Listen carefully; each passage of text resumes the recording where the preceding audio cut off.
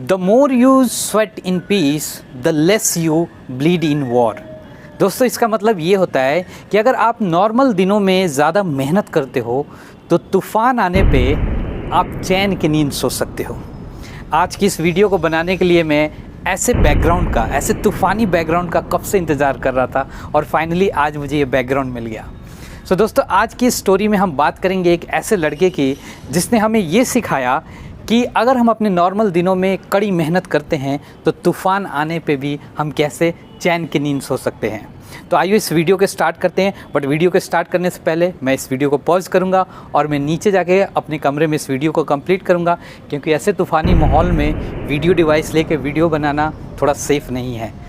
सो मिलते हैं वीडियो के दूसरे पार्ट में। आइए दोस्तों, अपनी स्टोरी को आगे बढ़ाते हैं। और अच्छा हुआ मैं नीचे आ गया क्योंकि बाहर मौसम बहुत ही ख़राब हो चुका है। सो आइए स्टोरी को आगे बढ़ाते हैं। तो एक बार एक गांव में एक ज़मींदार था और उसके पास बहुत सारा खेत था और उन खेतों में वो मक्के की खेती किया करता था। हर साल वो फसल उगाता था, बट प्रॉब्लम ये थी कि तूफ़ान आने पे उसके सारे फसल बर्बाद हो जाते थे। क्योंकि अगर आपको खेती के बारे में थोड़ी भी जानकारी हो तो मक्के के जो फसल होते हैं वो काफ़ी लंबे होते हैं और तेज़ हवा चलने की वजह से वो या तो झुक जाते हैं या फिर टूट जाते हैं अगर उनका सही से देखभाल ना किया जाए। इस चीज़ को लेके वो ज़मींदार बहुत परेशान था। उसने कई सारे लोगों को ये काम दिया कि क्या आप मेरे फसल की रखवाली करोगे। लोग आते थे और उससे पैसे लेते थे और जब भी तूफ़ान आता था तो होता यही था कि सारे पेड़ या तो झुक जाते थे या टूट जाते थे। अब इस बात को लेकर वो इतना परेशान हो चुका था कि उसने डिसाइड किया कि अब मैं मक्के की खेती करूँगा ही नहीं। उसने ये डिसाइड किया। इससे पहले कि वो अपना डिसीजन फाइनल करता, उसके पास एक यंग लड़का आया और वो कुछ 16-17 साल का रहा होगा। उसने बोला कि मैं आपके खेतों के संभालने की जिम्मेदारी लेता हूँ, बट हाँ, इसके बदले में आपसे दुगना पैसा लूँगा।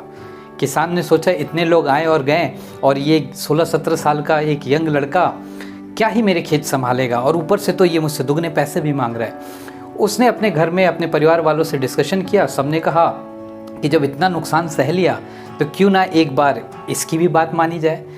अपने घर वालों से डिस्कशन करने के बाद उस ज़मींदार ने उस लड़के को ये काम सौंप दिया और उससे ये कह दिया कि अगर तुमने मेरे खेतों की देखभाल नहीं करी और मेरे फसल बर्बाद हुए तो मैं तुमसे दुगना दाम लूँगा। उस लड़के ने इस चैलेंज को स्वीकार किया और वो चला गया।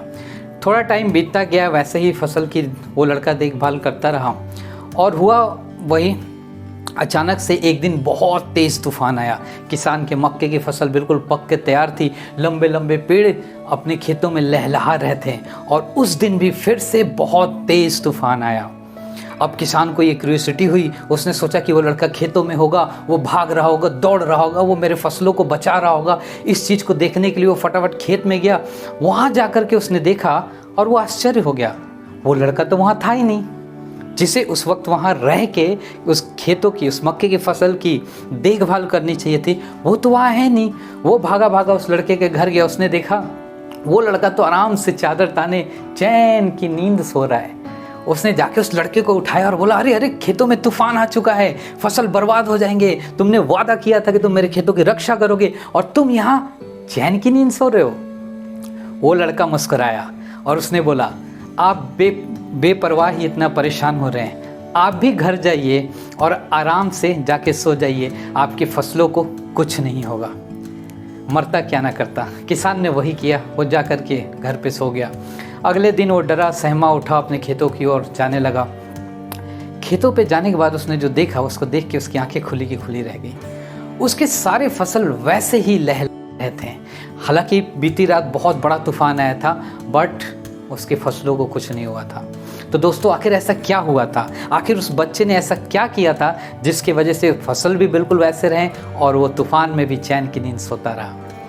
दोस्तों, उस बच्चे ने तूफान वाले दिन भाग दौड़ ना करके हर दिन अपने खेतों की देखभाल की। जब भी उसे ऐसा लगा कि कोई फसल कमज़ोर है और तूफान में वो टूट सकता है, उसने उस पर्टिकुलर पेड़ को किसी मजबूत पेड़ के साथ बांधा।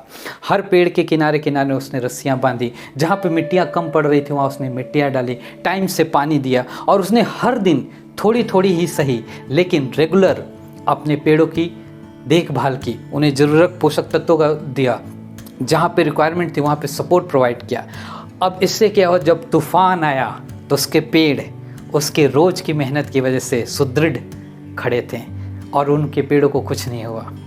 दोस्तों, हालांकि ये कहानी थी, लेकिन इस कहानी से सीखने के लिए एक बहुत ही महत्वपूर्ण बात है कि हम सब भी अपने लाइफ के कुछ इम्पॉर्टेंट इवेंट्स की प्रिपरेशन अगर शुरू से ही करें तो लास्ट मोमेंट पे हमें भाग दौड़ नहीं करनी पड़ेगी। आइए कुछ एग्जांपल्स लेते हैं। मान लीजिए आपके घर में शादी है और अगर आप उस शादी की तैयारी बहुत पहले 6 महीने साल भर पहले से करते हो तो शादी वाले दिन आपको कभी कोई भाग दौड़ करने की ज़रूरत नहीं है, आपकी सारी चीज़ें ऑलरेडी अवेलेबल होंगी। आप अगर स्टूडेंट हो, आप किसी एग्ज़ाम्स की प्रिपरेशन कर रहे हो और आप अपने एग्ज़ाम्स की प्रिपरेशन रोज़ 2 घंटे 3 घंटे पढ़ के कर रहे हो तो एग्ज़ाम वाले दिन आपको 12-12 बजे रात तक नहीं पढ़ने की ज़रूरत पड़ेगी। अगर आप जॉब इंटरव्यू की तैयारी कर रहे हो, रोज़ थोड़ी थोड़ी अपनी स्पीकिंग प्रैक्टिस करते हो, अपने कंटेंट पे काम करते हो, अपने नॉलेज इन्हेंस करते हो, तो इंटरव्यू वाले दिन आपको परेशान होने की ज़रूरत नहीं है, आपको बहुत ज़्यादा पढ़ने की ज़रूरत नहीं है। और क्यों ना हम एग्जाम्पल लें इस आज के वीडियो की। जैसा कि मैंने आपको बताया था, मुझे आज के वीडियो के लिए एक तूफ़ानी बैकग्राउंड की रिक्वायरमेंट थी, तो मैं कई दिनों पहले से ही, कई दिनों पहले से तो नहीं, हाँ 10 दिनों से ही गूगल मैप पे या गूगल पे वेदर फोरकास्ट चेक कर रहा था, जिससे मुझे ये थोड़ा सा अंदाज़ा हो गया था कि आज के दिन थोड़ा ही सही पर तूफ़ान ज़रूर होगा।